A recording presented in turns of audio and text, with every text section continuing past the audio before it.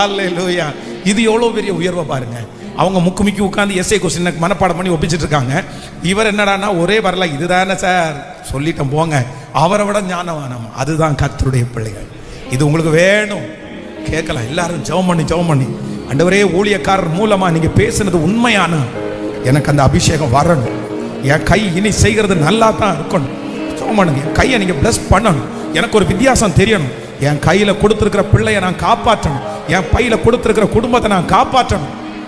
சொல்ல அந்த மகிமை கடந்து வரட்டும். நாம நல்லா சத்தமா நீ ஜெபம் பண்ணிட்டே இருங்க.